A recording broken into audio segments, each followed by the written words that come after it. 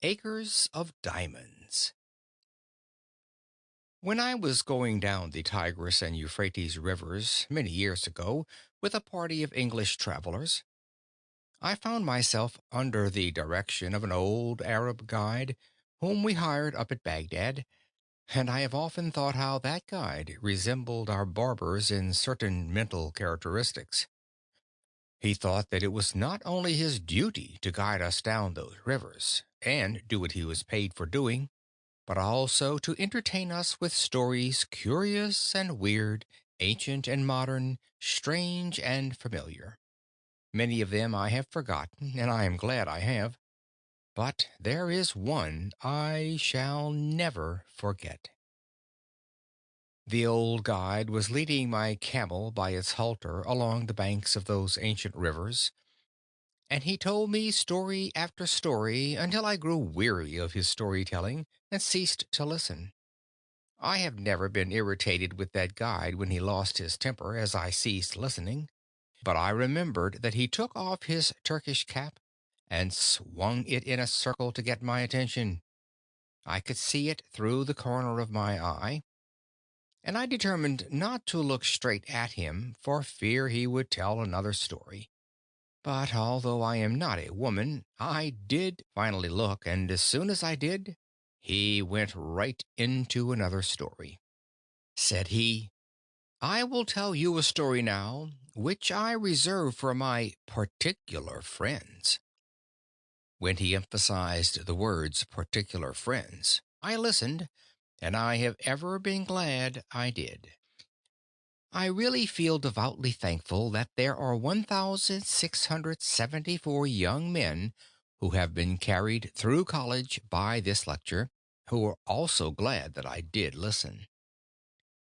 The old guide told me that there once lived, not far from the river Indus, an ancient Persian by the name of Ali Hafed. He said that Ali Hafed owned a very large farm, that he had orchards, grain fields, and gardens, that he had money at interest, and was a wealthy and contented man. He was contented because he was wealthy, and wealthy because he was contented. One day there visited that old Persian farmer one of these ancient Buddhist priests, one of the wise men of the East. He sat down by the fire and told the old farmer how this world of ours was made. He said that this world was once a mere bank of fog, and that the Almighty thrust his finger into this bank of fog and began slowly to move his finger around, increasing the speed until at last he whirled this bank of fog into a solid ball of fire. Then it went rolling through the universe, burning its way through other banks of fog, and condensed the moisture without until it fell in floods of rain upon its hot surface and cooled the outward crust. Then the internal fires bursting outward through the crust threw up the mountains and hills, the valleys, the plains and prairies of this wonderful world of ours. If this internal molten mass came bursting out and cooled very quickly, it became granite. Less quickly, copper. Less quickly, silver. Less quickly, gold. And after gold, diamonds were made. Said the old priest, "A diamond is a congealed drop of sunlight."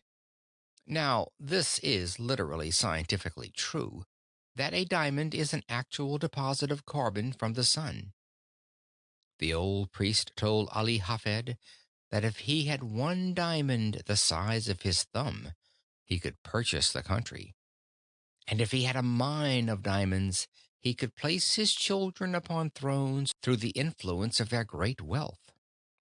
Ali Hafed heard all about diamonds, how much they were worth, and went to his bed that night a poor man. He had not lost anything, but he was poor because he was discontented, and discontented because he feared he was poor. He said, "I want a mine of diamonds," and he lay awake all night. Early in the morning he sought out the priest. I know by experience that a priest is very cross when awakened early in the morning, and when he shook that old priest out of his dreams, Ali Hafed said to him, "Will you tell me where I can find diamonds?" "Diamonds? What do you want with diamonds?" "Why, I wish to be immensely rich." "Well, then, go along and find them. That is all you have to do. Go and find them, and then you will have them." "But I don't know where to go." "Well, if you will find a river that runs through white sands between high mountains in those white sands, you will always find diamonds." "I don't believe there is any such river." "Oh, yes, there are plenty of them. All you have to do is go and find them, and then you have them." Said Ali Hafed, "I will go." So he sold his farm, collected his money, left his family in charge of a neighbor, and away he went in search of diamonds. He began his search very properly, to my mind, at the Mountains of the Moon. Afterwards he came around into Palestine, then wandered on into Europe, and at last, when his money was all spent and he was in rags, wretchedness, and poverty, he stood by the shore of that bay at Barcelona in Spain, when a great tidal wave came rolling in between the pillars of Hercules, and the poor, afflicted, suffering, dying man could not resist the awful temptation to cast himself into that incoming tide, and he sank beneath its foaming crest, never to rise in this life again. When that old guide had told me that awfully sad story, he stopped the camel I was riding on and went back to fix the baggage that was coming off another camel, and I had an opportunity to muse over his story while he was gone. I remember saying to myself, why did he reserve that story for his particular friends? There seemed to be no beginning, no middle, no end, nothing to it. That was the first story I had ever heard told in my life, and would be the first one I ever read in which the hero was killed in the first chapter. I had but one chapter of that story, and the hero was dead. When the guide came back and took up the halter of my camel, he went right ahead with the story into the second chapter, just as though there had been no break. The man who purchased Ali Hafed's farm one day led his camel into the garden to drink, and as that camel put its nose into the shallow water of that garden brook, Ali Hafed's successor noticed a curious flash of light from the white sands of the stream. He pulled out a black stone having an eye of light reflecting all the hues of the rainbow. He took the pebble into the house and put it on the mantel which covers the central fires, and forgot all about it.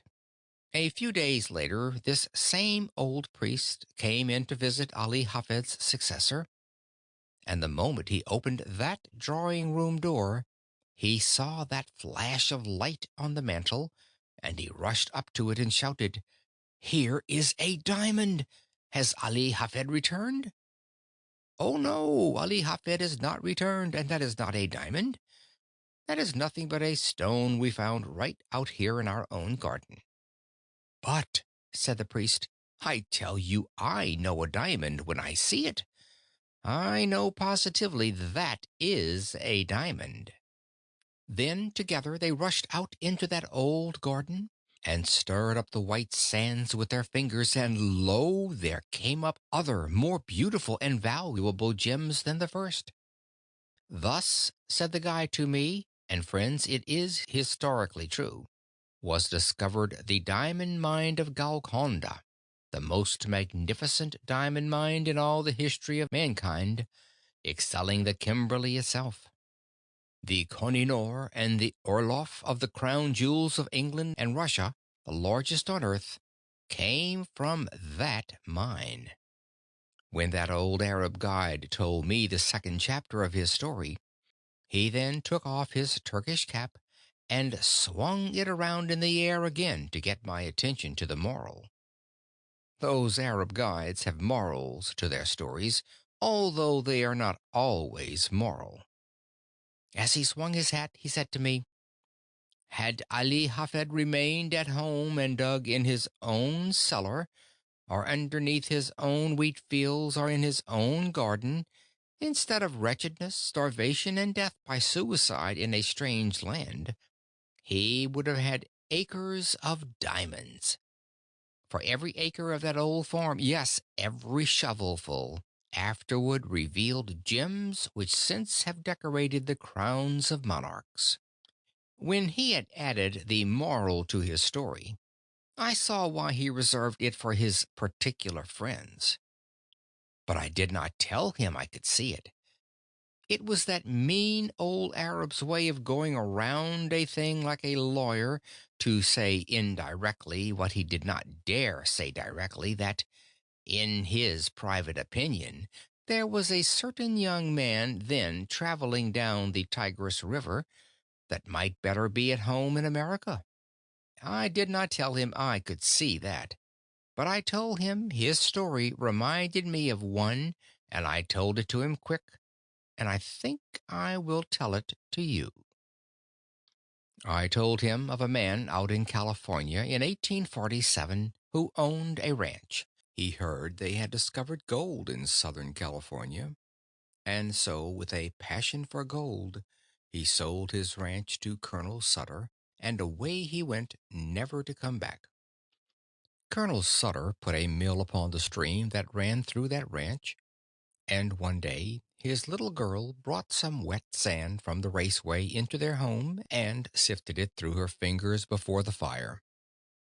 And in that falling sand a visitor saw the first shining scales of real gold that were ever discovered in California. The man who owned that ranch wanted gold, and he could have secured it for the mere taking. Indeed, 38 millions of dollars have been taken out of very few acres since then. About 8 years ago, I delivered this lecture in a city that stands on that farm, and they told me that a one-third owner for years and years has been getting $120 in gold every 15 minutes, sleeping or waking, without taxation. You and I would enjoy an income like that if we didn't have to pay an income tax. But a better illustration really than that occurred here in our own Pennsylvania. If there is anything I enjoy above another on the platform, it is to get one of these German audiences in Pennsylvania before me and fire that at them, and I enjoy it tonight. There was a man living in Pennsylvania, not unlike some Pennsylvanians you have seen, who owned a farm, and he did with that farm just what I would do with a farm if I owned one in Pennsylvania. He sold it. But before he sold it, he decided to secure employment collecting coal oil for his cousin, who was in the business in Canada, where they first discovered oil on this continent. They dipped it from the running streams at that early time. So this Pennsylvania farmer wrote to his cousin asking for employment. You see, friends, this farmer was not altogether a foolish man. No, he was not. He did not leave his farm until he had something else to do. Of all the simpletons the stars shine on, I don't know of a worse one than the man who leaves one job before he has gotten another. That has especial reference to my profession and has no reference whatever to a man seeking a divorce. When he wrote to his cousin for employment, his cousin replied, "I cannot engage you because you know nothing about the oil business." Well, then the old farmer said, "I will know," and with most commendable zeal, characteristic of the students of Temple University, he set himself at the study of the whole subject. He began away back at the second day of God's creation, when this world was covered thick and deep with that rich vegetation which since has turned to the primitive beds of coal. He studied the subject until he found that the drainings really of those rich beds of coal furnished the coal oil that was worth pumping, and then he found how it came up with the living springs. He studied until he knew what it looked like, smelled like, tasted like, and how to refine it. Now, said he in his letter to his cousin, I understand the oil business. His cousin answered, All right, come on. So he sold his farm, according to the county record, for $833, even money, no sense. He had scarcely gone from that place before the man who purchased the spot went out to arrange for the watering of the cattle. He found the previous owner had gone out years before and put a plank across the brook back of the barn, edgewise into the surface of the water just a few inches. The purpose of that plank at that sharp angle across the brook was to throw over to the other bank a dreadful looking scum through which the cattle would not put their noses. But with that plank there to throw it all over to one side, the cattle would drink below, and thus that man who had gone to Canada had been himself damming back for 23 years a flood of coal oil which the state geologists of Pennsylvania declared to us 10 years later was even then worth 100 millions of dollars to our state, and 4 years ago, our geologist declared the discovery to be worth to our state 1,000 millions of dollars. The man who owned that territory on which the city of Titusville now stands, and those Pleasantville valleys, had studied the subject from the second day of God's creation clear down to the present time. He studied it until he knew all about it, and yet he is said to have sold the whole of it for $833, and again I say, no sense. But I need another illustration. I found it in Massachusetts, and I am sorry I did because that is the state I came from. This young man in Massachusetts furnishes just another phase of my thought. He went to Yale College and studied mines and mining, and became such an adept as a mining engineer that he was employed by the authorities of the university to train students who were behind their classes. During his senior year, he earned $15 a week for doing that work. When he graduated, they raised his pay from $15 to $45 a week and offered him a professorship, and as soon as they did, he went right home to his mother. If they had raised that boy's pay from $15 to $15.60, he would have stayed and been proud of the place. But when they put it up to $45 at one leap, he said, Mother, I won't work for $45 a week. The idea of a man with a brain like mine working for $45 a week. Let's go out in California and stake out gold mines and silver mines and be immensely rich. Said his mother, Now, Charlie, it is just as well to be happy as it is to be rich. Yes, said Charlie, but it is just as well to be rich and happy too. And they were both right about it. As he was an only son and she a widow, of course he had his way. They always do. They sold out in Massachusetts, and instead of going to California, they went to Wisconsin, where he went into the employ of the Superior Copper Mining Company at $15 a week again, but with the proviso in his contract that he should have an interest in any mines he should discover for the company. I don't believe he ever discovered a mine, and if I am looking in the face of any stockholder of that copper company, you wish he had discovered something or other. I have friends who are not here because they could not afford a ticket, who did have stock in that company at the time this young man was employed there. This young man went out there, and I have not heard a word from him. I don't know what became of him, and I don't know whether he found any mines or not, but I don't believe he ever did. But I do know the other end of the line. He had scarcely gotten out of the old homestead before the succeeding owner went out to dig potatoes. The potatoes were already growing in the ground when he bought the farm, and as the old farmer was bringing in a basket of potatoes, it hugged very tight between the ends of the stone fence. In Massachusetts, our farms are nearly all stone wall. There you are obliged to be very economical of front gateways in order to have some place to put the stone. When that basket hugged so tight, he set it down on the ground, and then dragged on one side and pulled on the other side. And as he was dragging that basket through, this farmer noticed in the upper and outer corner of that stone wall, right next to the gate, a block of native silver 8 inches square. That professor of mines, mining, and mineralogy, who knew so much about the subject that he would not work for $45 a week, when he sold that homestead in Massachusetts, sat right on that silver to make the bargain.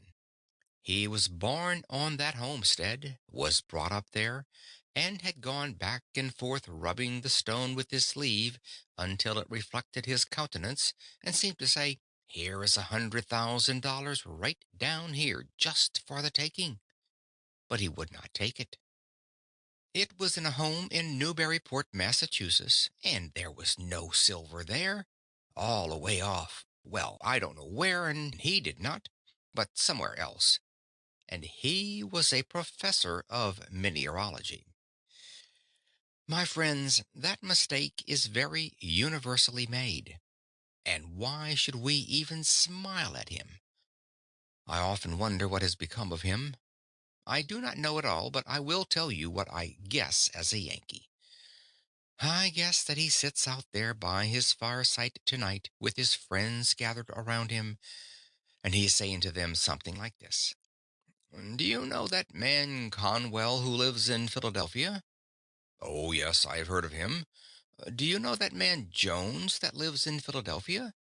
Yes, I have heard of him too." Then he begins to laugh and shakes his sides and says to his friends, "Well, they have done just the same thing I did, precisely." And that spoils the whole joke, for you and I have done the same thing he did. And while we sit here and laugh at him, he has a better right to sit out there and laugh at us. I know I have made the same mistakes, but of course that does not make any difference, because we don't expect the same man to preach and practice too. As I come here tonight and look around this audience, I am seeing again what through these 50 years I have continually seen. Men that are making precisely that same mistake. I often wish I could see the younger people, and would that the academy had been filled tonight with our high school scholars and our grammar school scholars, that I could have them to talk to. While I would have preferred such an audience as that, because they are most susceptible, as they have not grown up into their prejudices as we have, they have not gotten into any custom that they cannot break, they have not met with any failures as we have. And while I could perhaps do such an audience as that more good than I can do grown up people, yet I will do the best I can with the material I have. I say to you that you have acres of diamonds in Philadelphia right where you now live. Oh, but you say, you cannot know much about our city if you think there are any acres of diamonds here. I was greatly interested in that account in the newspaper of the young man who found that diamond in North Carolina. It was one of the purest diamonds that has ever been discovered, and it has several predecessors near the same locality. I went to a distinguished professor in mineralogy and asked him where he thought those diamonds came from. The professor secured the map of the geologic formations of our continent and traced it. He said it went either through the underlying carboniferous strata adapted for such production westward through Ohio and the Mississippi, or in more probability came eastward through Virginia and up the shore of the Atlantic Ocean. It is a fact that the diamonds were there, for they have been discovered and sold, and that they were carried down there during the drift period from some northern locality. Now, who can say but some person going down with his drill in Philadelphia will find some trace of a diamond mine yet down here? Oh, friends, you cannot say that you are not over one of the greatest diamond mines in the world, for such a diamond as that only comes from the most profitable mines that are found on earth. But it serves simply to illustrate my thought, which I emphasize by saying if you do not have the actual diamond mines literally, you have all that they would be good for to you. Because now that the Queen of England has given the greatest compliment ever conferred upon American women for her attire, because she did not appear with any jewels at all at the late reception in England, it has almost done away with the use of diamonds anyhow. All you would care for would be the few you would wear if you wish to be modest, and the rest you would sell for money.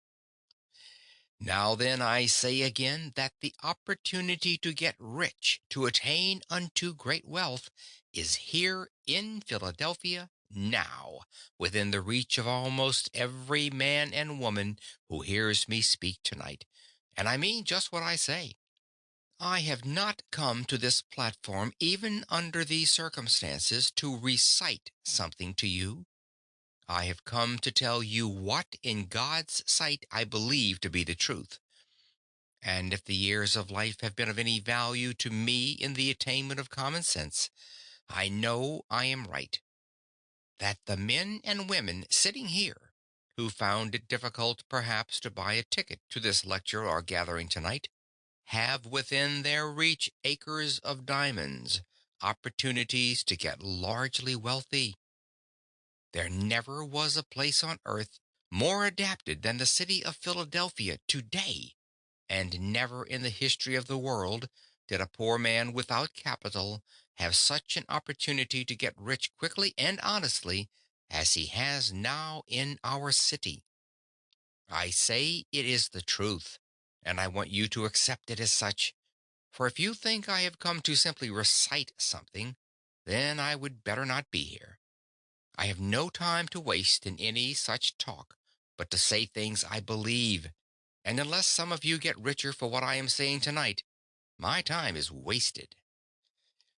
I say that you ought to get rich, and it is your duty to get rich.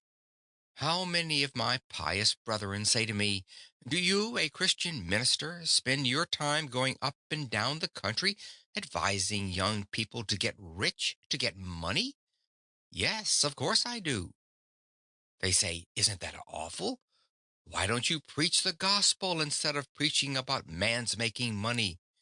Because to make money honestly is to preach the gospel. That is the reason. The men who get rich may be the most honest men you find in the community. Oh, but says some young man here tonight, "I've been told all my life that if a person has money, he is very dishonest and dishonorable and mean and contemptible." My friend, that is the reason why you have none, because you have that idea of people.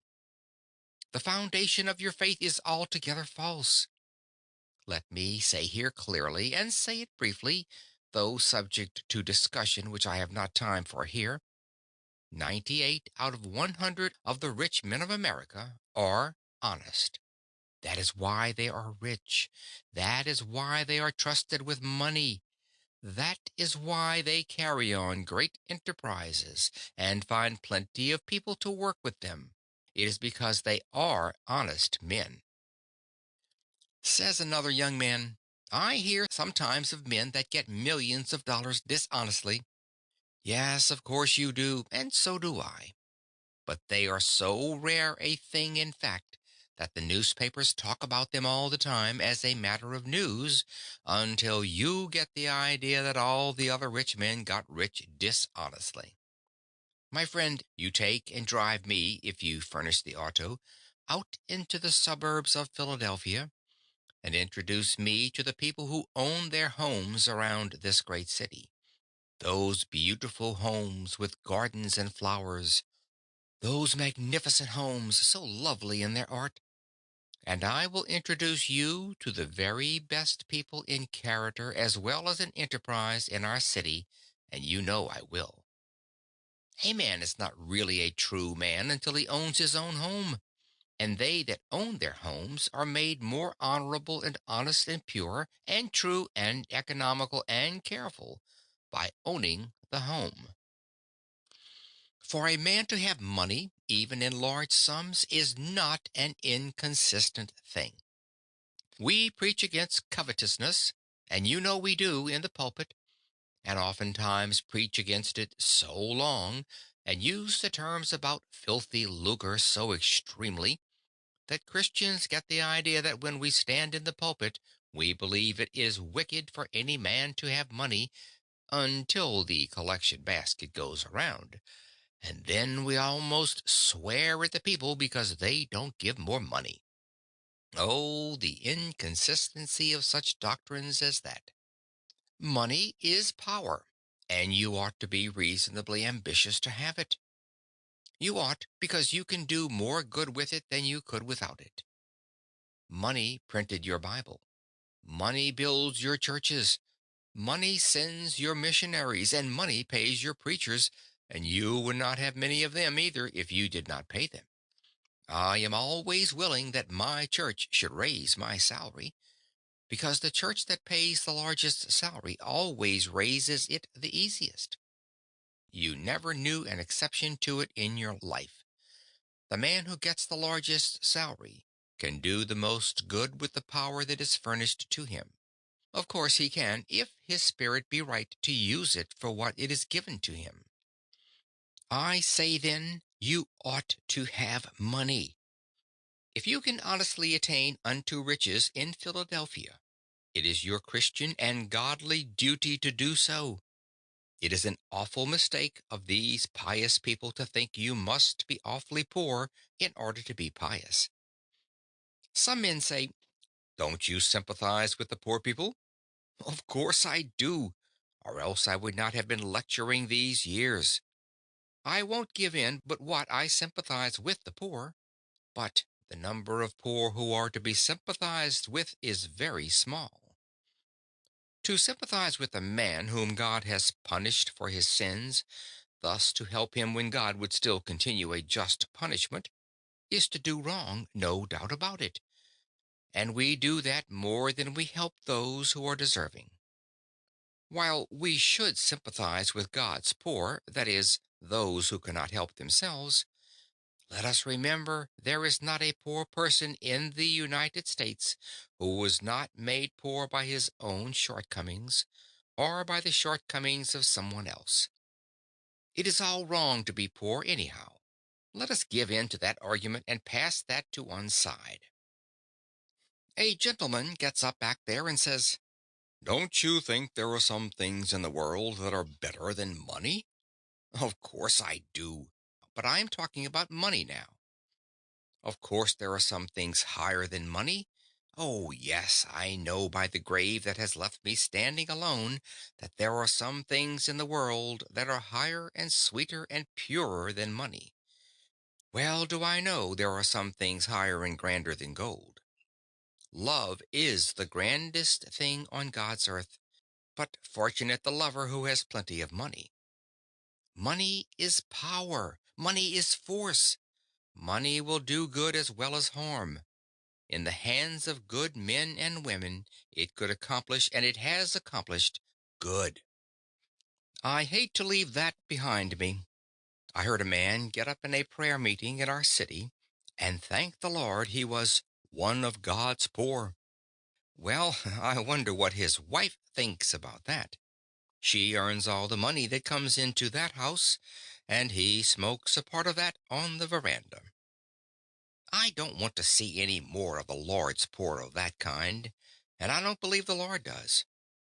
And yet there are some people who think that in order to be pious you must be awfully poor and awfully dirty.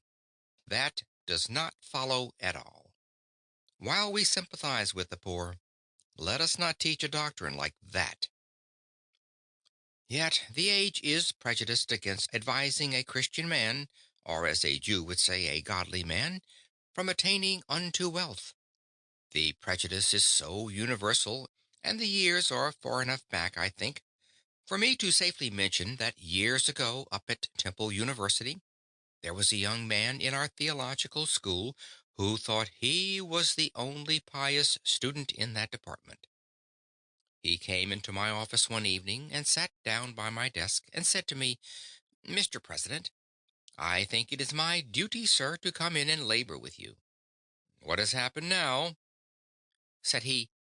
"I heard you say at the academy at the Pierce School commencement that you thought it was an honorable ambition for a young man to desire to have wealth, and that you thought it made him temperate, made him anxious to have a good name, and made him industrious. You spoke about man's ambition to have money helping to make him a good man. Sir, I have come to tell you the Holy Bible says that money is the root of all evil." I told him I had never seen it in the Bible, and advised him to go out into the chapel and get the Bible and show me the place. So he went for the Bible, and soon he stalked into my office with the Bible open, with all the bigoted pride of the narrow sectarian, or of one who founds his Christianity on some misinterpretation of Scripture. He flung the Bible down on my desk and fairly squealed into my ear, "There it is, Mr. President. You can read it for yourself." I said to him, "Well, young man, you will learn when you get a little older that you cannot trust another denomination to read the Bible for you. You belong to another denomination. You are taught in the theological school, however, that emphasis is exegesis. Now, will you take that Bible and read it yourself and give the proper emphasis to it?" He took the Bible and proudly read, "The love of money is the root of all evil." Then he had it right. And when one does quote aright from that same old book, he quotes the absolute truth. I have lived through 50 years of the mightiest battle that old book has ever fought, and I have lived to see its banners flying free, for never in the history of the world did the great minds of earth so universally agree that the Bible is true, all true, as they do at this very hour. So I say that when he quoted right, of course, he quoted the absolute truth. The love of money is the root of all evil. He who tries to attain unto it too quickly or dishonestly will fall into many snares, no doubt about that. The love of money. What is that? It is the making an idol of money, and idolatry, pure and simple, everywhere, is condemned by the Holy Scriptures and by man's common sense. The man that worships the dollar instead of thinking of the purposes for which it ought to be used, the man who idolizes simply money, the miser that hoards his money in the cellar, or hides it in his stocking, or refuses to invest it where it will do the world good, that man who hugs the dollar until the eagle squeals has in him the root of all evil. I think I will leave that behind me now and answer the question of nearly all of you who are asking, is there opportunity to get rich in Philadelphia? Well, now, how simple a thing it is to see where it is, and the instant you see where it is yours. Some old gentleman gets up back there and says, "Mr. Conwell, have you lived in Philadelphia for 31 years and don't know that the time has gone by when you can make anything in this city?" No, I don't think it is. Yes, it is. I have tried it. What business are you in? I kept a store here for 20 years and never made over $1,000 in the whole 20 years. Well, then, you can measure the good you have been to this city by what this city has paid you, because a man can judge very well what he is worth by what he receives. That is, in what he is to the world at this time. If you have not made over $1,000 in 20 years in Philadelphia, it would have been better for Philadelphia if they had kicked you out of the city 19 years and 9 months ago. A man has no right to keep a store in Philadelphia 20 years and not make at least $500,000, even though it be a corner grocery uptown. You say, "You cannot make $5,000 in a store now." Oh, my friends, if you will take only 4 blocks around you and find out what the people want and what you ought to supply and set them down with your pencil and figure up the profits you would make if you did supply them, you would very soon see it. There is wealth right within the sound of your voice. Someone says, "You don't know anything about business. A preacher never knows a thing about business." Well, then I will have to prove that I am an expert. I don't like to do this, but I have to do it because my testimony will not be taken if I am not an expert. My father kept a country store, and if there is any place under the stars where a man gets all sorts of experience in every kind of mercantile transactions, it is in the country store. I am not proud of my experience, but sometimes when my father was away, he would leave me in charge of the store, though fortunately for him that was not very often. But this did occur many times, friends. A man would come in the store and say to me, "Do you keep jackknives?" "No, we don't keep jackknives." And I went off whistling a tune. What did I care about that man, anyhow? Then another farmer would come in and say, "Do you keep jackknives?" "No, we don't keep jackknives." Then I went away and whistled another tune. Then a third man came right in the same door and said, "Do you keep jackknives?" "No. Why is every one around here asking for jackknives? Do you suppose we are keeping this store to supply the whole neighborhood with jackknives?" Do you carry on your store like that in Philadelphia? The difficulty was, I had not then learned that the foundation of godliness and the foundation principle of success in business are both the same precisely. The man who says, "I cannot carry my religion into business," advertises himself either as being an imbecile in business, or on the road to bankruptcy, or a thief. One of the three, sure. He will fail within a very few years. He certainly will if he doesn't carry his religion into business.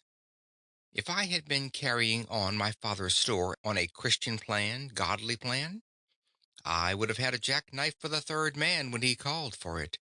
Then I would have actually done him a kindness, and I would have received a reward myself, which it would have been my duty to take.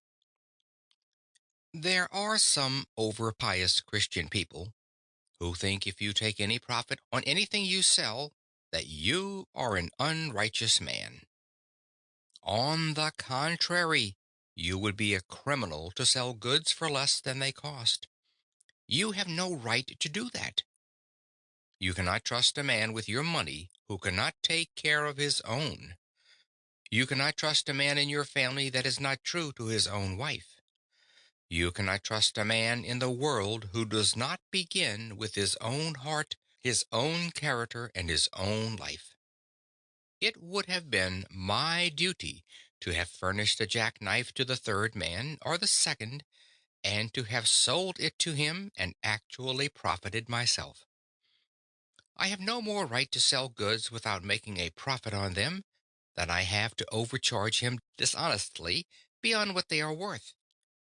But I should so sell each bill of goods that the person to whom I sell shall make as much as I make. To live and let live is the principle of the gospel, and the principle of everyday common sense. Oh, young man, hear me. Live as you go along. Do not wait until you have reached my years before you begin to enjoy anything of this life. If I had the millions back, or 50 cents of it, which I have tried to earn in these years, it would not do me anything like the good that it does me now in this almost sacred presence tonight. Oh, yes, I am paid over and over 100-fold tonight for dividing as I have tried to do in some measure as I went along through the years. I ought not to speak that way. It sounds egotistic, but I am old enough now to be excused for that. I should have helped my fellow men, which I have tried to do, and everyone should try to do, and get the happiness of it. The man who goes home with the sense that he has stolen a dollar that day, that he has robbed a man of what was his honest due, is not going to sweet rest. He arises tired in the morning and goes with an unclean conscience to his work the next day. He is not a successful man at all, although he may have laid up millions. But the man who goes through life dividing always with his fellow men, making and demanding his own rights and his own profits, and giving to every other man his rights and profits, lives every day, and not only that, but it is the royal road to great wealth. The history of the thousands of millionaires shows this to be the case. The man over there, who said he could not make anything in a store in Philadelphia, has been carrying on his store on the wrong principle. Suppose I go into your store tomorrow morning and ask, "Do you know neighbor A who lives 1 square away at house number 1240?" "Oh, yes, I have met him. He deals here at the corner store." "Where did he come from?" "I don't know." "How many does he have in his family?" "I don't know." "What ticket does he vote?" "I don't know." "What church does he go to?" "I don't know and don't care. What are you asking all these questions for?" If you had a store in Philadelphia, would you answer me like that? If so, then you are conducting your business just as I carried on my father's business in Worthington, Massachusetts. You don't know where your neighbor came from when he moved to Philadelphia, and you don't care. If you had cared, you would be a rich man now. If you had cared enough about him to take an interest in his affairs, to find out what he needed, you would have been rich. But you go through the world saying, "No opportunity to get rich." And there is the fault right at your own door. But another young man gets up over there and says, "I cannot take up the mercantile business." While I am talking of trade, it applies to every occupation.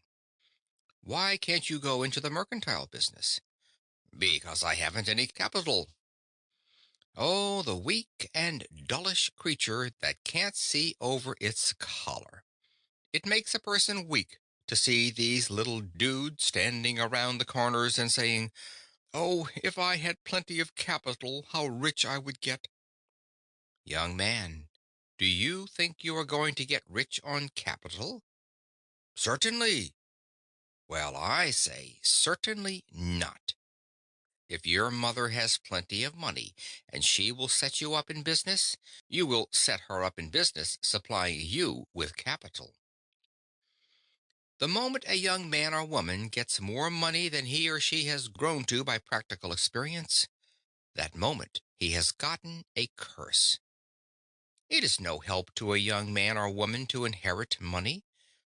It is no help to your children to leave them money, but if you leave them education, if you leave them Christian and noble character, if you leave them a wide circle of friends, if you leave them an honorable name, it is far better than that they should have money.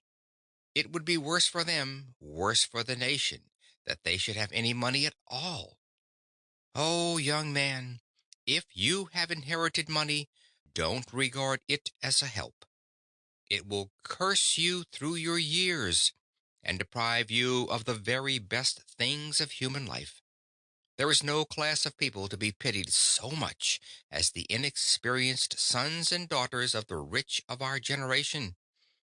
I pity the rich man's son. He can never know the best things in life. One of the best things in our life is when a young man has earned his own living, and when he becomes engaged to some lovely young woman and makes up his mind to have a home of his own. Then, with that same love, comes also that divine inspiration toward better things, and he begins to save his money. He begins to leave off his bad habits and to put money in the bank. When he has a few $100s, he goes out in the suburbs to look for a home. He goes to the savings bank perhaps for half of the value, and then goes for his wife. And when he takes his bride over the threshold of that door for the first time, he says, in words of eloquence my voice can never touch, I have earned this home myself.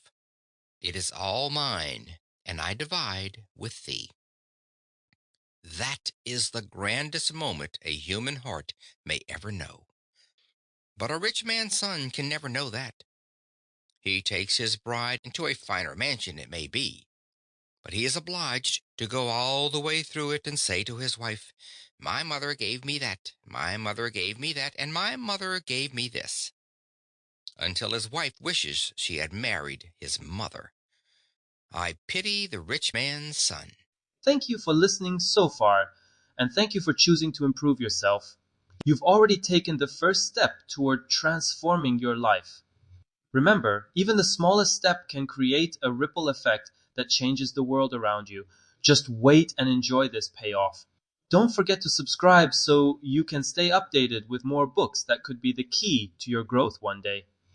The statistics of Massachusetts show that not one rich man's son out of 17 ever dies rich. I pity the rich man's sons, unless they have the good sense of the elder Vanderbilt, which sometimes happens. He went to his father and said, did you earn all your money? I did, my son. I began to work on a ferry boat for 25 cents a day. Then, said his son, I will have none of your money. And he too tried to get employment on a ferry boat that Saturday night. He could not get one there, but he did get a place for $3 a week. Of course, if a rich man's son will do that, he will get the discipline of a poor boy that is worth more than a university education to any man.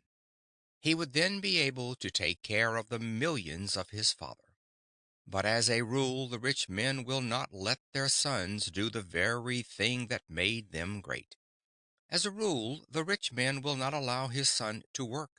And his mother, why, she would think it was a social disgrace if her poor, weak, little lily-fingered, sissy sort of a boy had to earn his living with honest toil. I have no pity for such rich men's sons. I remember one at Niagara Falls. I think I remember one a great deal nearer. I think there are gentlemen present who were at a great banquet, and I beg pardon of his friends. At a banquet here in Philadelphia there sat beside me a kind-hearted young man, and he said, Mr. Conwell, you have been sick for 2 or 3 years. When you go out, take my limousine, and it will take you up to your house on Broad Street. I thanked him very much, and perhaps I ought not to mention the incident in this way, but I follow the facts. I got on the seat with the driver of that limousine outside, and when we were going up, I asked the driver, how much did this limousine cost? 6,800, and he had to pay the duty on it. Well, I said, does the owner of this machine ever drive it himself?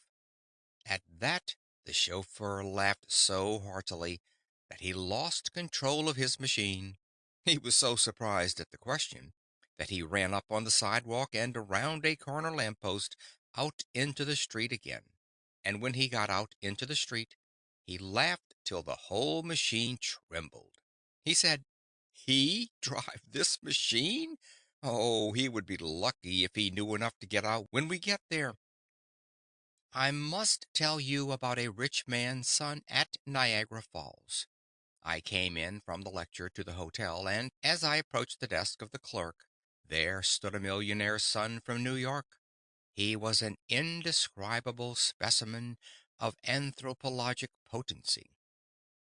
He had a skull cap on one side of his head, with a gold tassel in the top of it, and a gold-headed cane under his arm with more in it than in his head. It is a very difficult thing to describe that young man. He wore an eyeglass that he could not see through, patent leather boots that he could not walk in, and pants that he could not sit down in, dressed like a grasshopper. This human cricket came up to the clerk's desk just as I entered, adjusted his unseeing eyeglass, and spake in this wise to the clerk. You see, he thought it was English, you know. The lisp. Sir, will you have the kindness to supply me with some paper and envelopes? The hotel clerk measured that man quick, and he pulled the envelopes and paper out of a drawer and threw them across the counter toward the young man, and then turned away to his books. You should have seen that young man when those envelopes came across that counter. He swelled up like a gobbler turkey, adjusted his unseeing eyeglass, and yelled, "Come right back here! Now, sir, will you order a servant to take that paper and envelopes to yonder desk?" Oh, the poor, miserable, contemptible American monkey! He could not carry paper and envelopes 20 feet. I suppose he could not get his arms down to do it. I have no pity for such travesties upon human nature. If you have not capital, young man, I am glad of it. What you need is common sense, not copper sense. The best thing I can do is to illustrate by actual facts well known to you all. A.T. Stewart, a poor boy in New York, had $1.50 to begin life on. He lost 87.5 cents of that on the very first venture. How fortunate that young man who loses the first time he gambles. That boy said, "I will never gamble again in business." And he never did. How did he come to lose 87.5 cents? You probably all know the story how he lost it, because he bought some needles, threads, and buttons to sell which people did not want, and had them left on his hands a dead loss. Said the boy, "I will not lose any more money in that way." Then he went around first to the doors and asked the people what did they want. Then, when he had found out what they wanted, he invested his 62.5 cents to supply a known demand. Study it wherever you choose, in business, in your profession, in your housekeeping, whatever your life, that one thing is the secret of success. You must first know the demand. You must first know what people need, and then invest yourself where you are most needed. A.T. Stewart went on that principle until he was worth what amounted afterward to 40 millions of dollars, owning the very store in which Mr. Wanamaker carries on his great work in New York. His fortune was made by losing something, which taught him the great lesson that he must only invest himself or his money in something that people need. When will you salesmen learn it? When will you manufacturers learn that you must know the changing needs of humanity if you would succeed in life? Apply yourselves, all you Christian people, as manufacturers or merchants or workmen, to supply that human need. It is a great principle as broad as humanity and as deep as the scripture itself. The best illustration I ever heard was of John Jacob Astor. You know that he made the money of the Astor family when he lived in New York. He came across the sea in debt for his fare. But that poor boy with nothing in his pocket made the fortune of the Astor family on one principle. Some young man here tonight will say, "Well, they could make those fortunes over in New York, but they could not do it in Philadelphia."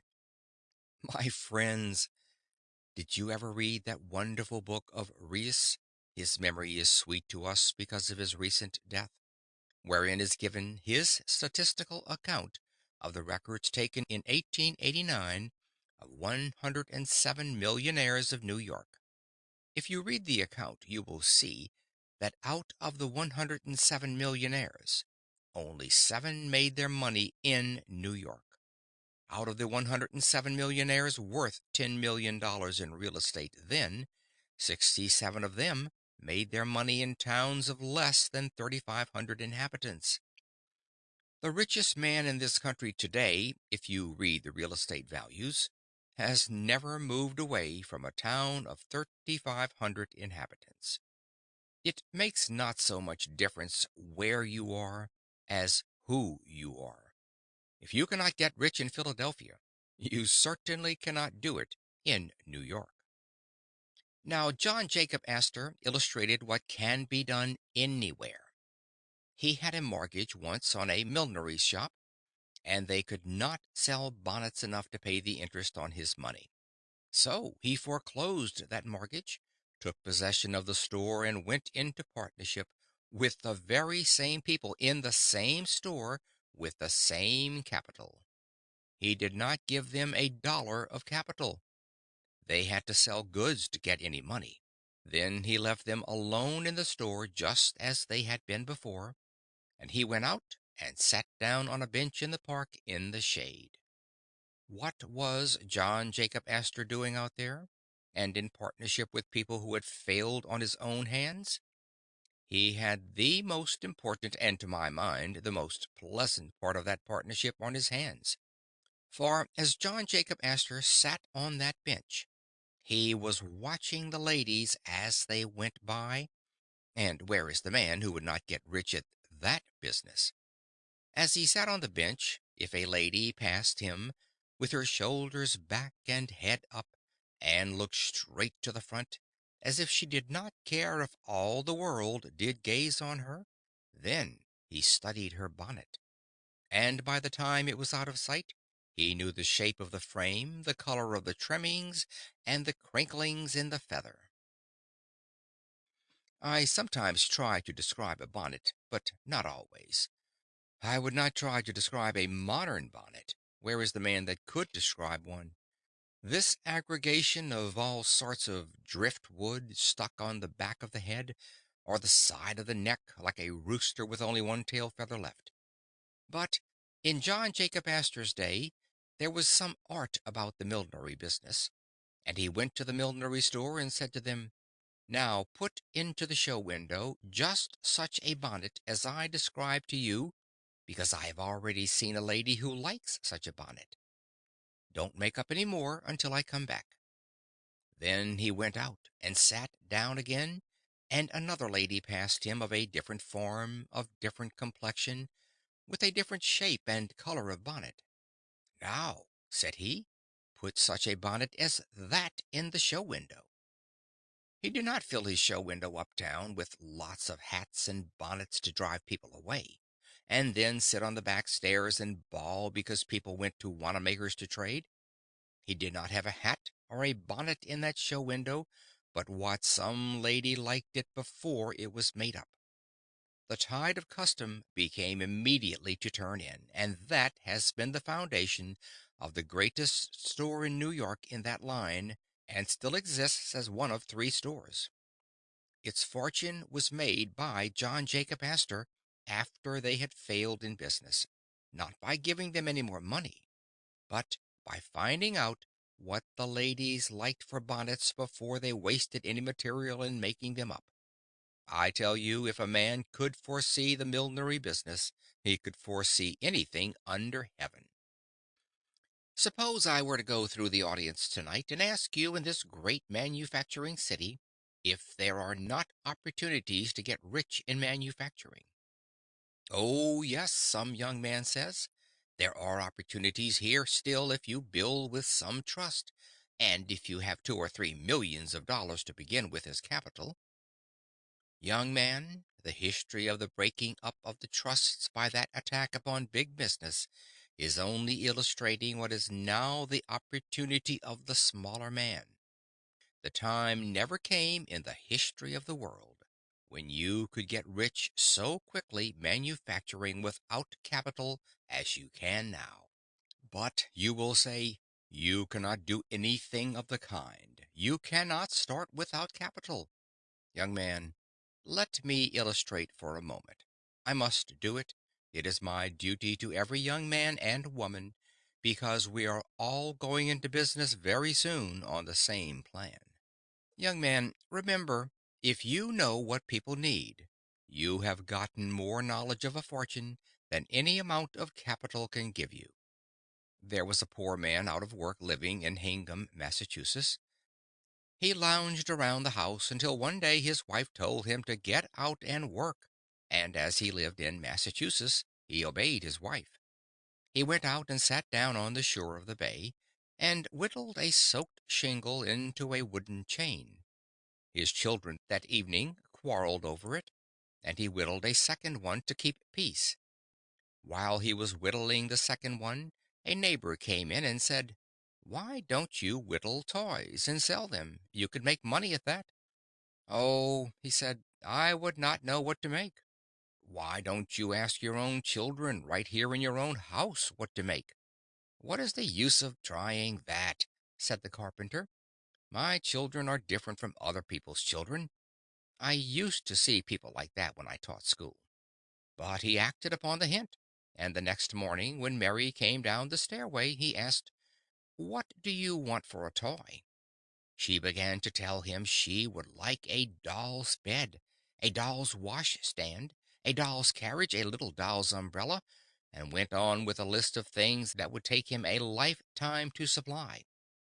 So, consulting his own children in his own house, he took the firewood, for he had no money to buy lumber, and whittled those strong, unpainted Hingham toys that were for so many years known all over the world.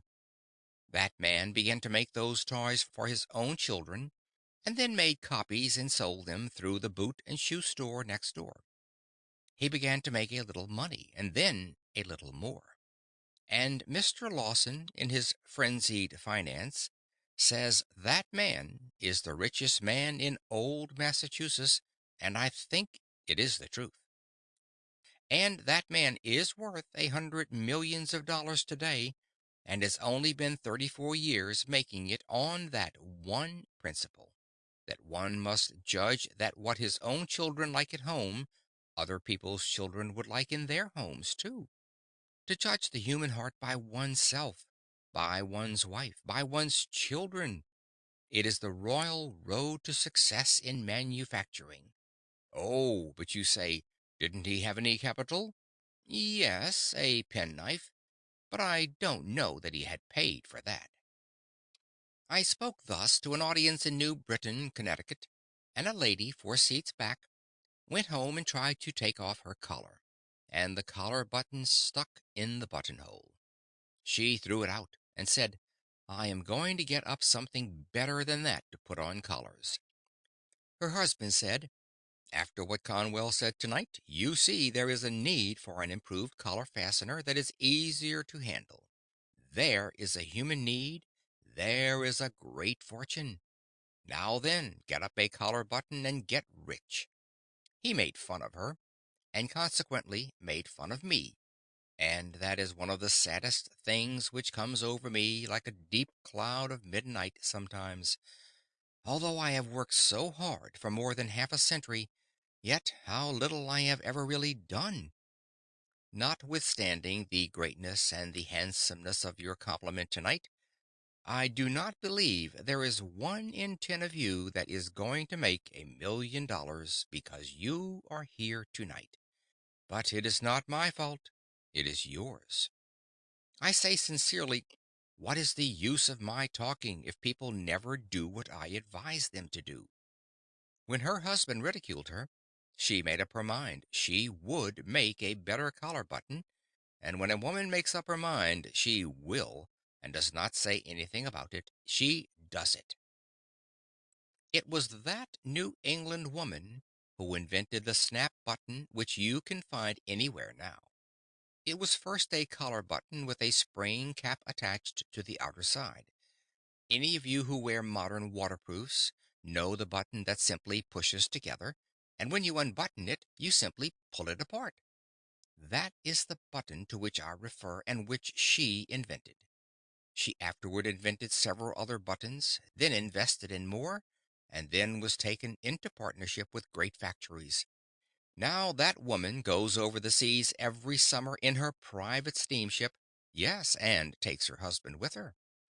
If her husband were to die, she would have money enough left now to buy a foreign duke or count or some such title as that at the latest quotations. Now, what is my lesson in that incident? It is this. I told her then, though I did not know her, what I now say to you. Your wealth is near to you. You are looking right over it. And she had to look over it because it was right under her chin. I have read in the newspaper that a woman never invented anything. Well, that newspaper ought to begin again. Of course, I do not refer to gossip. I refer to machines. And if I did, I might better include the men. That newspaper could never appear if women had not invented something. Friends, think. Ye women, think. You say you cannot make a fortune because you are in some laundry or running a sewing machine? It may be, or walking before some loom, and yet you can be a millionaire if you will but follow this infallible direction. When you say a woman doesn't invent anything, I ask, who invented the jacquard loom that wove every stitch you wear? Mrs. Jacquard. The printer's roller, the printing press were invented by farmers' wives. Who invented the cotton gin of the South that enriched our country so amazingly? Mrs. General Green invented the cotton gin and showed the idea to Mr. Whitney, and he, like a man, seized it. Who was it that invented the sewing machine? If I would go to school tomorrow and ask your children, they would say, Elias Howe.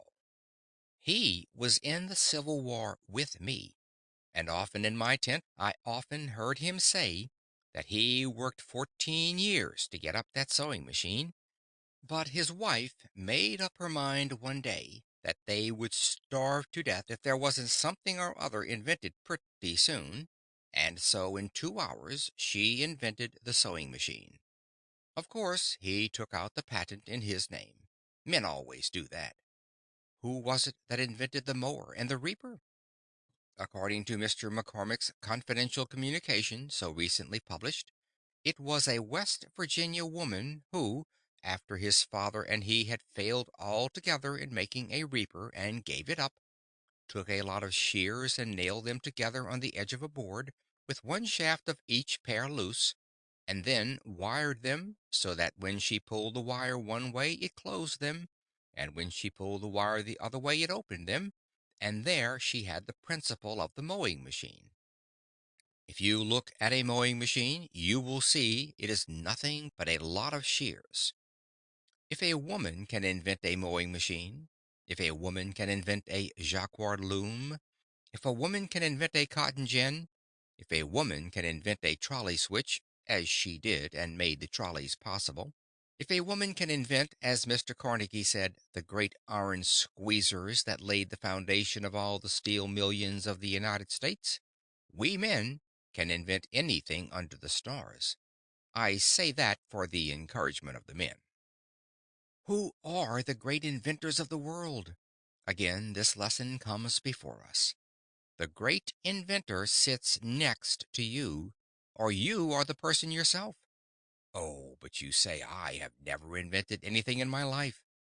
Neither did the great inventors until they discovered one great secret. Do you think it is a man with a head like a bushel measure, or a man like a stroke of lightning? It is neither. The really great man is a plain, straightforward, everyday, common sense man. You would not dream that he was a great inventor if you did not see something he had actually done. His neighbors do not regard him so great. You never see anything great over your back fence. You say there is no greatness among your neighbors. It is all away off somewhere else. Their greatness is ever so simple, so plain, so earnest, so practical, that the neighbors and friends never recognize it. True greatness is often unrecognized. That is sure. You do not know anything about the greatest men and women. I went out to write the life of General Garfield, and a neighbor, knowing I was in a hurry, and as there was a great crowd around the front door, took me around to General Garfield's back door and shouted, Jim, Jim!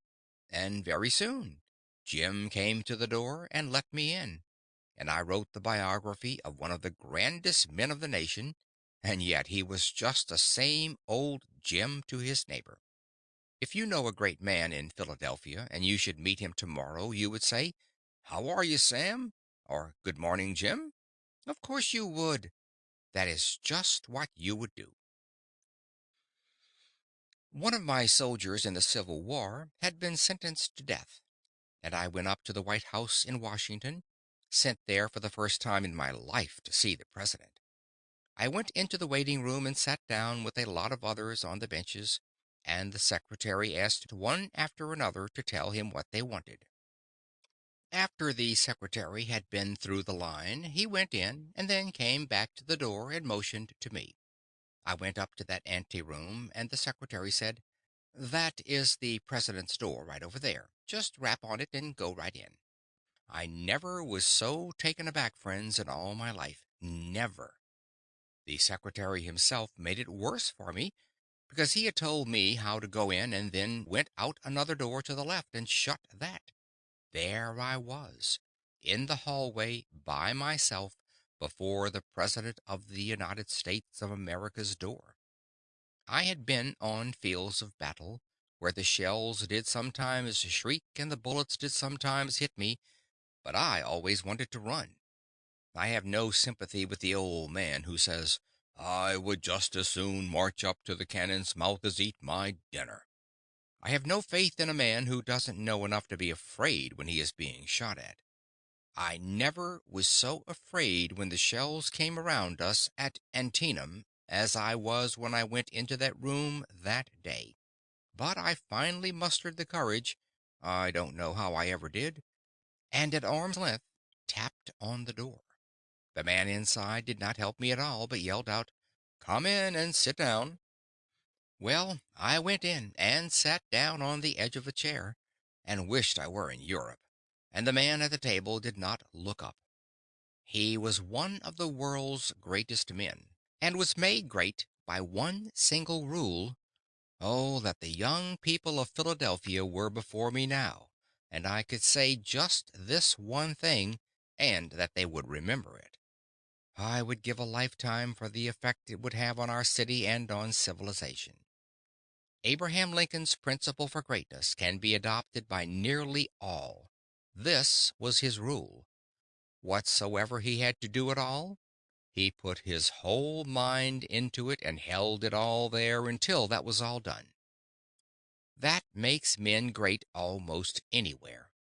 He stuck to those papers at that table and did not look up at me, and I sat there trembling. Finally, when he had put the string around his papers, he pushed them over to one side and looked at me, and a smile came over his worn face. He said, "I am a very busy man and have only a few minutes to spare. Now, tell me in the fewest words what it is you want." I began to tell him and mentioned the case, and he said, "I have heard all about it, and you do not need to say any more. Mr. Stanton was talking to me only a few days ago about that. You can go to the hotel and rest assured that the president never did sign an order to shoot a boy under 20 years of age, and never will. You can say that to his mother anyhow." Then he said to me, "How is it going in the field?" I said, "We sometimes get discouraged." And he said, "It is all right. We are going to win out now. We are getting very near the light. No man ought to wish to be President of the United States, and I will be glad when I get through. Then Tad and I are going out to Springfield, Illinois. I have bought a farm out there, and I don't care if I again earn only 25 cents a day. Tad has a mule team, and we are going to plant onions." Then he asked me, "Were you brought up on a farm?" I said, "Yes, in the Berkshire Hills of Massachusetts." He then threw his leg over the corner of the big chair and said, "I have heard many a time, ever since I was young, that up there in those hills you have to sharpen the noses of the sheep in order to get down to the grass between the rocks." He was so familiar, so everyday, so farmer like, that I felt right at home with him at once. He then took hold of another roll of paper and looked up at me and said, "Good morning." I took the hint then and got up and went out. After I had gotten out, I could not realize I had seen the President of the United States at all. But a few days later, when still in the city, I saw the crowd pass through the East Room by the coffin of Abraham Lincoln, and when I looked at the upturned face of the murdered President, I felt then that the man I had seen such a short time before, who, so simple a man, so plain a man, was one of the greatest men that God ever raised up to lead a nation on to ultimate liberty. Yet he was only Old Abe to his neighbors. When they had the second funeral, I was invited among others, and went out to see that same coffin put back in the tomb at Springfield. Around the tomb stood Lincoln's old neighbors, to whom he was just Old Abe. Of course, that is all they would say. Did you ever see a man who struts around altogether too large to notice an ordinary working mechanic? Do you think he is great? He is nothing but a puffed up balloon, held down by his big feet. There is no greatness there. Who are the great men and women? My attention was called the other day to the history of a very little thing that made the fortune of a very poor man. It was an awful thing, and yet, because of that experience, he, not the great inventor or a genius, invented the pen that is now called the safety pin, and out of that safety pin made the fortune of one of the great aristocratic families of this nation. A poor man in Massachusetts who had worked in the nail works was injured at 38, and he could earn but little money. He was employed in the office to rub out the marks on the bills made by pencil memorandums, and he used a rubber until his hand grew tired. He then tied a piece of rubber on the end of a stick and worked it like a plane. His little girl came and said, "Why, you have a patent, haven't you?" The father said afterward, "My daughter told me when I took that stick and put the rubber on the end that there was a patent, and that was the first thought of that." He went to Boston and applied for his patent, and every one of you that has a rubber tipped pencil in your pocket is now paying tribute to the millionaire. No capital, not a penny did he invest in it. All was income, all the way up into the millions. But let me hasten to one other greater thought. Show me the great men and women who live in Philadelphia. A gentleman over there will get up and say, "We don't have any great men in Philadelphia. They don't live here. They live away in Rome or St. Petersburg or London or Mayenock or anywhere else but here in our town." I have come now to the apex of my thought.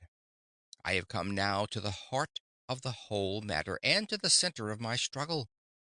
Why isn't Philadelphia a greater city in its greater wealth?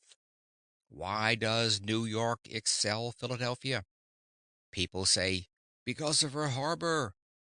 Why do so many other cities of the United States get ahead of Philadelphia now?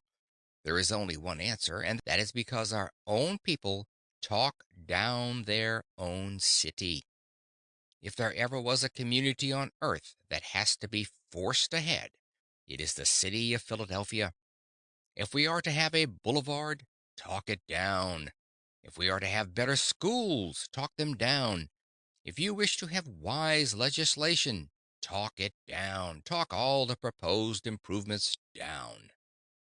That is the only great wrong that I can lay at the feet of the magnificent Philadelphia that has been so universally kind to me. I say it is time we turn around in our city and begin to talk up the things that are in our city and begin to set them before the world as the people of Chicago, New York, St. Louis, and San Francisco do. Oh, if we only could get that spirit out among our people that we can do things in Philadelphia and do them well. Arise, ye millions of Philadelphians!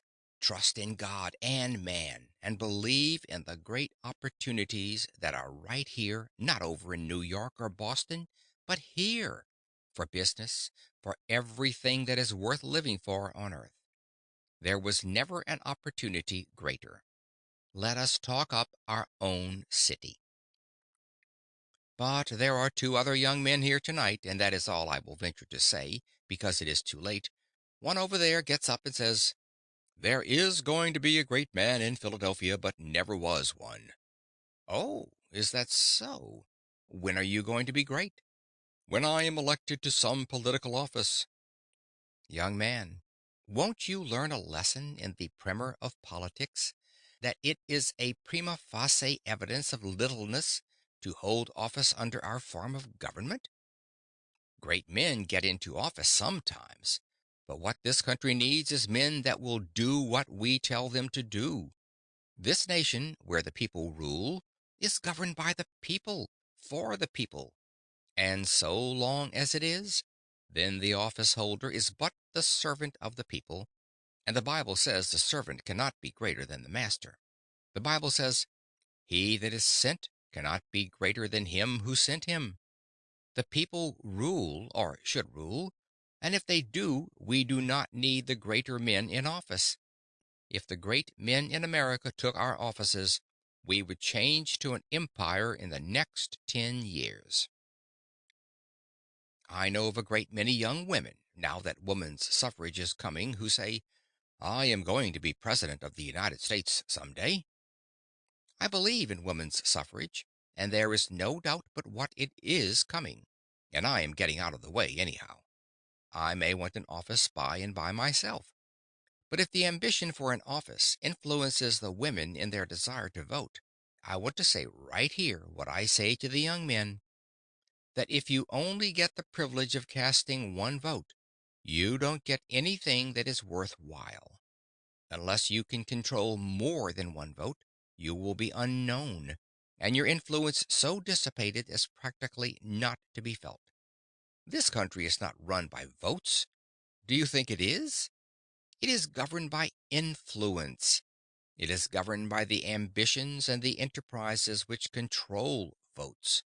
The young woman that thinks she is going to vote for the sake of holding an office is making an awful blunder. That other young man gets up and says, "There are going to be great men in this country and in Philadelphia." Is that so? When?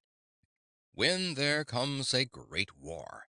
When we get into difficulty through watchful waiting in Mexico.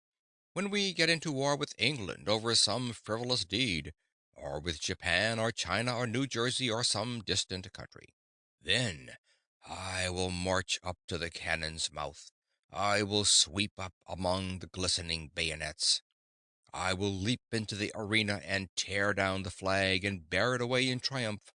I will come home with stars on my shoulder and hold every office in the gift of the nation, and I will be great. No, you won't. You think you are going to be made great by an office. But remember that if you are not great before you get the office, you won't be great when you secure it. It will only be a burlesque in that shape. We had a peace jubilee here after the Spanish War. Out west, they don't believe this because they said Philadelphia would not have heard of any Spanish War until 50 years hence. Some of you saw the procession go up Broad Street. I was away, but the family wrote to me that the tally-ho coach with Lieutenant Hobson upon it stopped right at the front door, and the people shouted, "Hurrah for Hobson!" And if I had been there, I would have yelled too, because he deserves much more of his country than he has ever received. But suppose I go into school and say, "Who sunk the Merrimac at Santiago?" And if the boys answer me, "Hobson," they will tell me 7/8 of a lie. There were 7 other heroes on that steamer, and they, by virtue of their position, were continually exposed to the Spanish fire, while Hobson, as an officer, might reasonably be behind the smokestack.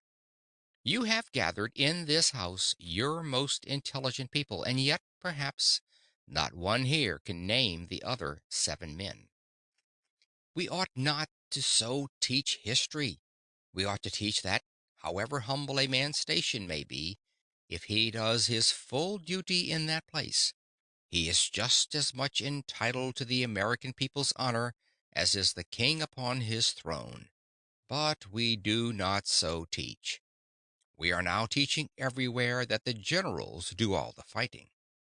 I remember that after the war, I went down to see General Robert E. Lee, that magnificent Christian gentleman of whom both North and South are now proud as one of our great Americans.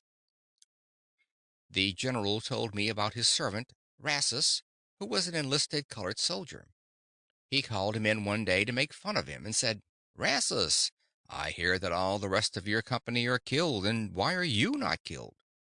Rassus winked at him and said, "'Cause when there is any fighting going on, I stay back with the generals." I remember another illustration. I would leave it out but for the fact that when you go to the library to read this lecture, you will find that this has been printed in it for 25 years. I shut my eyes, shut them close, and lo, I see the faces of my youth. Yes, they sometimes say to me, "Your hair is not white. You are working night and day without seeming ever to stop. You can't be old." But when I shut my eyes like any other man of my years, oh, then come trooping back the faces of the loved and lost of long ago. And I know, whatever men may say, it is evening time. I shut my eyes now and look back to my native town in Massachusetts, and I see the cattle show ground on the mountain top. I can see the horse sheds there. I can see the Congregational Church, see the town hall and mountaineers' colleges, see a great assembly of people turning out, dressed resplendently, and I can see flags flying and handkerchiefs waving and hear bands playing. I can see that company of soldiers that had re-enlisted marching up on that cattle show ground. I was but a boy, but I was captain of that company, and puffed out with pride. A cambric needle would have burst me all to pieces. Then I thought it was the greatest event that ever came to man on earth. If you have ever thought you would like to be a king or queen, you go and be received by the mayor. The bands played, and all the people turned out to receive us. I marched up that common so proud at the head of my troops, and we turned down into the town hall. Then they seated my soldiers down the center aisle, and I sat down on the front seat. A great assembly of people, 100 or two, came in to fill the town hall, so that they stood up all around. Then the town officers came in and formed a half circle. The mayor of the town sat in the middle of the platform. He was a man who had never held office before, but he was a good man, and his friends have told me that I might use this without giving them offense. He was a good man, but he thought an office made a man great. He came up and took his seat, adjusted his powerful spectacles, looked around when he suddenly spied me sitting there on the front seat. He came right forward on the platform and invited me to sit with the town officers. No town officer ever took any notice of me before I went to war, except to advise the teacher to thrash me, and now I was invited up on the stand with the town officers. Oh my! The town mayor was then the emperor, the king of our day and our time. As I came up on the platform, they gave me a chair about this far, I would say, from the front. When I had got seated, the chairman of the selectmen arose and came forward to the table, and we all supposed he would introduce the congregational minister, who was the only orator in town, and that he would give the oration to the returning soldiers. But, friends, you should have seen the surprise which ran over the audience when they discovered that the old fellow was going to deliver that speech himself. He had never made a speech in his life, but he fell into the same error that hundreds of other men have fallen into. It seems so strange that a man won't learn he must speak his piece as a boy if he intends to be an orator when he is grown. But he seems to think all he has to do is hold an office to be a great orator.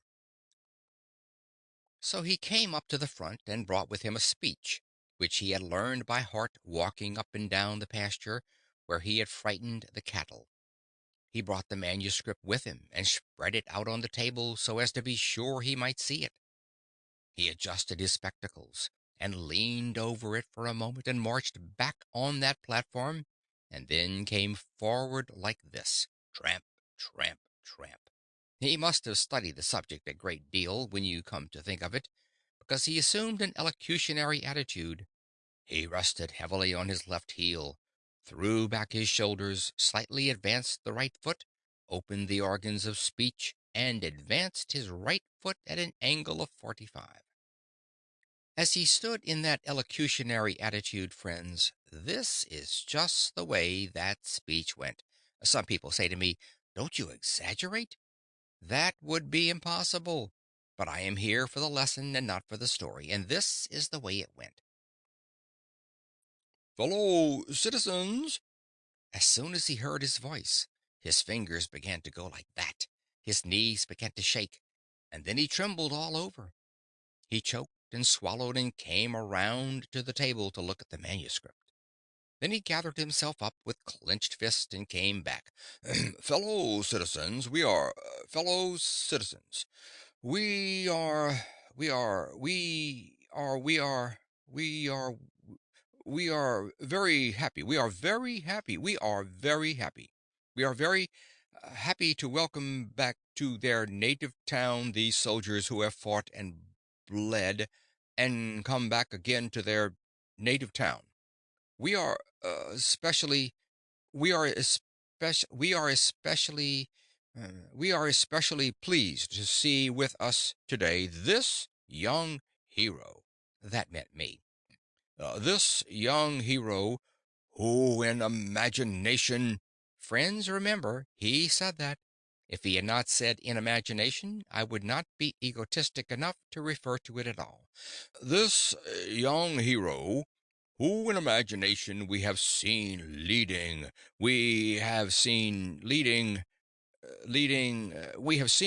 his troops on to the deadly breach. We have seen his shining sword flashing in the sunlight as he shouted to his troops, 'Come on!' Oh, dear, dear, dear. How little that good man knew about war. If he had known anything about war at all, he ought to have known what any of my GAR comrades here tonight will tell you is true, that it is next to a crime for an officer of infantry ever in time of danger to go ahead of his men. I, with my shining sword flashing in the sunlight, shouting to my troops, 'Come on!' I never did it. Do you suppose I would get up in front of my men to be shot in front by the enemy and in the back by my own men? That is no place for an officer. The place for an officer in actual battle is behind the line. How often, as a staff officer, I rode down the line when our men were suddenly called to the line of battle, and the rebel yells were coming out of the woods, and shouted, 'Officers to the rear! Officers to the rear!' Then every officer gets behind the line of private soldiers, and the higher the officer's rank, the farther behind he goes. Not because he is any less the brave, but because the laws of war require that. And yet he shouted, 'I with my shining sword.' In that house there sat the company of my soldiers who had carried that boy across the Carolina rivers that he might not wet his feet. Some of them had gone far out to get a pig or a chicken. Some of them had gone to death under the shell-swept pines in the mountains of Tennessee. Yet in the good man's speech they were scarcely known. He did refer to them, but only incidentally. The hero of the hour was this boy. Did the nation owe him anything? No. Nothing then, and nothing now. Why was he the hero?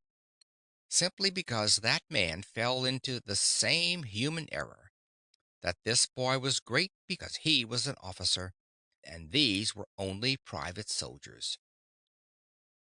Oh, I learned the lesson then that I will never forget so long as the tongue of the bell of time continues to swing for me. Greatness consists not in the holding of some future office, but really consists in doing great deeds with little means and the accomplishment of vast purposes from the private ranks of life. To be great at all, one must be great here, now, in Philadelphia. He who can give to this city better streets and better sidewalks, better schools and more colleges, more happiness and more civilization, more of God, he will be great anywhere. Let every man or woman here, if you never hear me again, remember this, that if you wish to be great at all, you must begin where you are and what you are in Philadelphia now.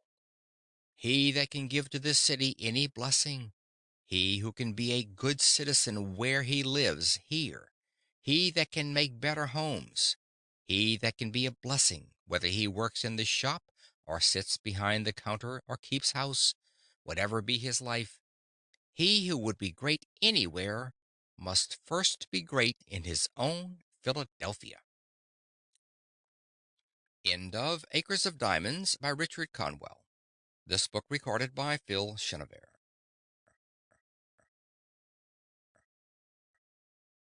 Wow, you have made it to the end, friend.